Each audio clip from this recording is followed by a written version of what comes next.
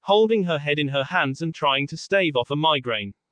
The very same migraine that had steadily been getting worse for the past week in fact.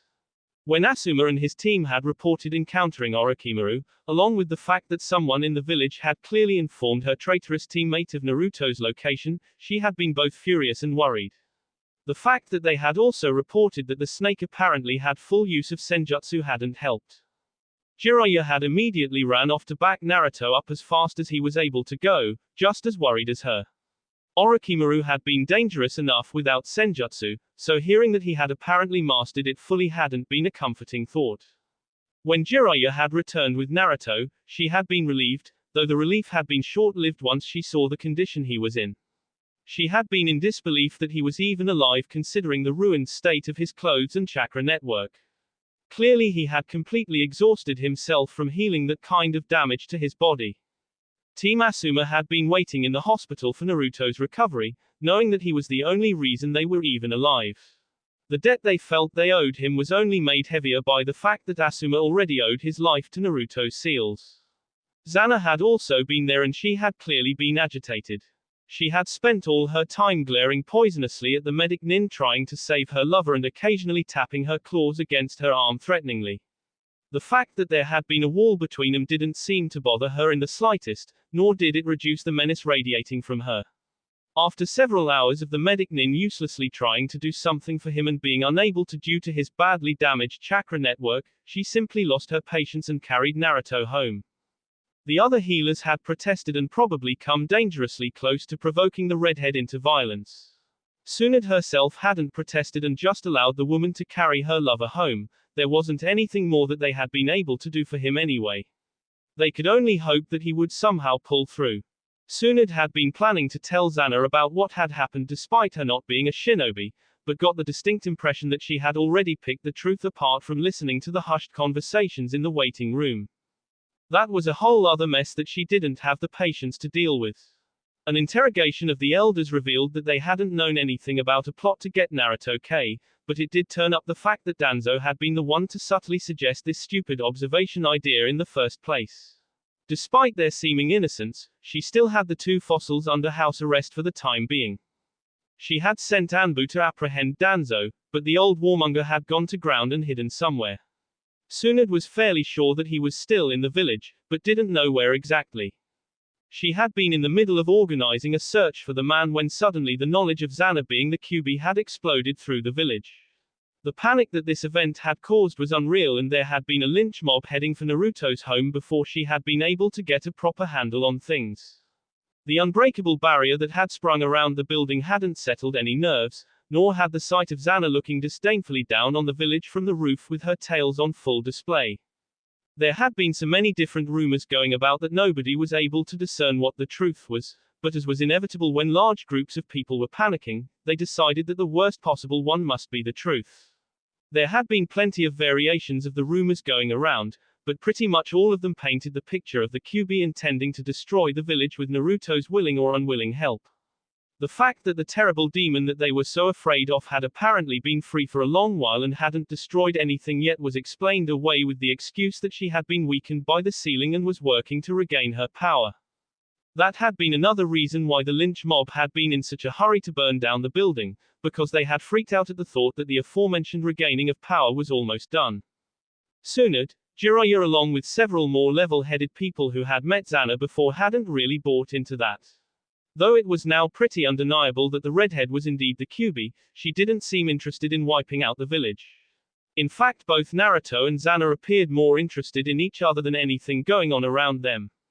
Tsunade was certain that the devotion to the redhead that Naruto had shown was real and Zana had likewise been genuinely concerned for him when he had been injured.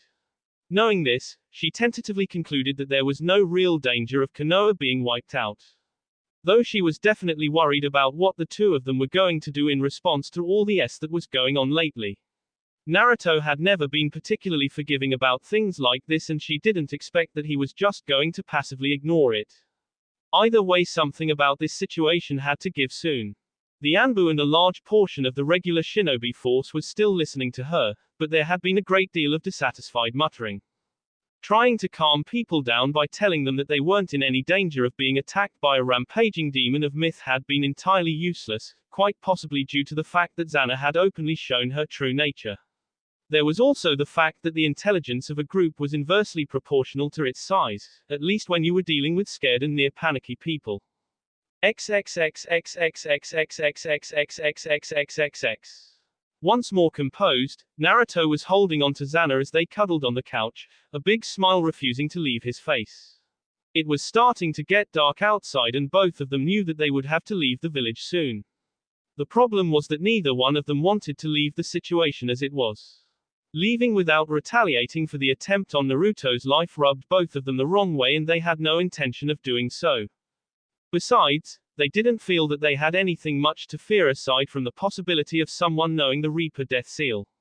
Naruto was fairly sure that of all the shinobi in Konoha, only Jiraiya would have the skill needed to use that seal. I have an idea, Xana said suddenly, having been thinking over the situation for quite a while longer than her lover, who had been busy doing an internal happy dance over her agreement to marry him. What kind of idea? Naruto asked curiously. Seal me back inside of yourself, but place no restrictions on me. That way, we could share your body and watch out for each other and there would be no danger of us getting separated somehow. She suggested. She was well aware that all of Konoha combined couldn't match her in raw destructive power, but that wasn't what was needed here. If she blew everything up, then she'd also BK those few people that Naruto cared about and she didn't want to hurt him like that. They were only targeting a select few people. Her power was too restricted in human form and her fox form was unsuitable due to its size. Sharing Naruto's body would eliminate both of those problems. Naruto held her even tighter, knowing that for her to ask such a thing was a sign of complete trust. She didn't know much about Fuinjutsu, so he could have done anything and she wouldn't be able to tell the difference until it was too late. If you wanted my body, all you needed to do was ask. He teased. I do want it and I'll be taking it later. I have a special place in mind that I want to show you once we are out of this village. She answered suggestively. Now that sounds like an offer I can't refuse. An hour later, Naruto had finished making the necessary alterations to the Reaper Death Seal that would allow Xana complete freedom over his body. Whoever had the stronger will would take control of the body if they fought for it, but their intention was to share it between them. The blonde was happy with this arrangement, as it would allow him to protect her from any attempts to seal her and she would be with him the whole time. He would release her as soon as they were out of the village of course, but for the moment it was the most sensible option. He was eager to feel the heat of her powerful chakra inside him again, which was what he missed the most about being her Jinchuriki. Storing natural energy into the seal would be out of the question as long as she was in there, but that was a minor issue considering that the combined power would be far greater than what Sage Mode would give anyway. Destruction-oriented and less versatile perhaps, but more powerful. He could probably still access Sage Mode by drawing it from the environment anyway, it would just be less convenient. The ceiling was somewhat unusual, as it progressed rather slowly in comparison to a normal Bayou ceiling. Xana simply sat in his lap and didn't resist the gentle pull of her chakra into the seal. His coils were far more robust than they had been when he had freed her years ago, so the process was quite quick and did only minimal damage, with even that healing quickly. Once it was done, Naruto stood up, but his eyes glowed a deep crimson instead of their now normal gold orange. Oh my, I didn't expect that having a body of true F would feel so good, or it is perhaps due to it having such a powerful life force. Maybe I should keep it. Xana asked herself musingly, running her hands over the body she was now controlling. The very female-sounding voice coming from the T of the huge male body making for an odd dictonomy. It would certainly put a new spin on being married. Naruto's voice echoed dryly in her mind, not at all concerned over the fact that he was now an observer to the actions of his own body. Though feeling as she groped the shared body curiously was somewhat disconcerting.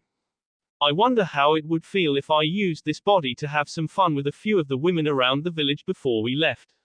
The demoness continued with her monologue, deliberately ignoring her lover as she rubbed one hand over her. Oi, you can play with it later if you want, right now we have things to do. Naruto protested and exerted a slight mental pressure to let her know that he wanted to take control. He did not want to see if she was going to get curious about how masturbation felt from a male perspective. With a delighted laugh echoing through the connected minds, the demoness released control and retreated within. As soon as Naruto was back at the helm, his eyes changed to the gold-orange hue, indicating that the flow of demonic chakra was no longer prevalent. Now it's time to tie up some loose ends and leave this place. He muttered to himself, feeling approval emanating from his soon-to-be wife. That will be all for this video. Be sure to like, subscribe, share, and comment down below for more videos. Goodbye.